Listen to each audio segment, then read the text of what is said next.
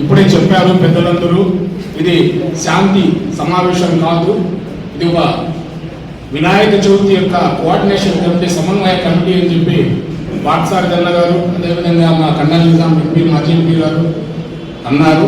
అదేవిధంగా ఈ వేదికను అలంకరించినటువంటి ప్రస్తుత శాసనసభ్యులు, మనందరి నాయకులు కందికొండ వెంకట ప్రసాద్ గారికి ముందుగా ఆయన శాసనసభ్యులుగా ఎన్నికైన తర్వాత ఇది ఆయన ఆధ్వర్యంలో జరిగేటటువంటి మొట్టమొదటి పండుగ కాబట్టి అందరూ ఆయనకు కరతల ధ్వనులతో స్వాగతం పలుకుతూ జరగబో పండుగను సజీవుగా జరుపుకోవడం కోసం మనమందరం కంకణబద్ధులు కావాలని, అదేవిధంగా ఇప్పుడే మౌలానా సభ్యుల్లా గారు చెప్పారు, మేము ఏ రోజు కానీ, ఏ దినం కానీ, ఎప్పుడు కానీ, ఎన్ని రోజులు కానీ ఈ పండుగ చేసుకోవడం కోసంలో మాకు ఎలాంటి అభ్యంతరాలు లేదని చెప్పడం జరిగింది.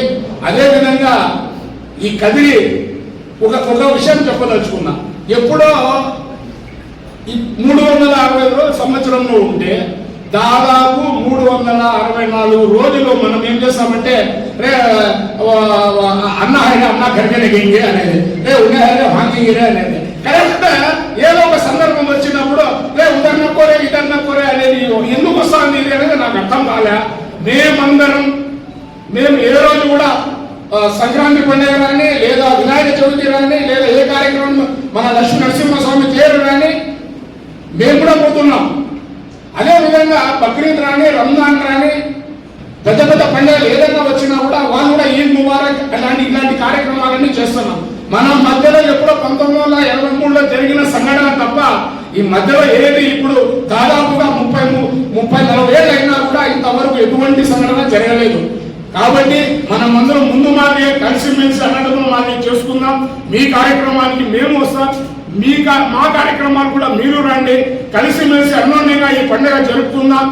మన ఎమ్మెల్యే గారు ఈ కదిరి పట్టణం మీద ఒక సినిమా ఉంది, శ్రీమంతుడు సినిమా. ఆ సినిమాలో ఏమన్నా అండి, ఈ ఊరు నాకు చాలా ఇచ్చింది, ఈ ఊరి కోసం నేను ఏదో ఒకటి ఇవ్వాలా అని.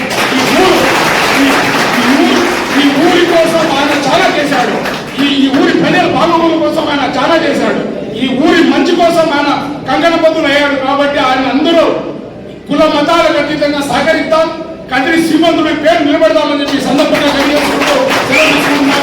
జై భారత్.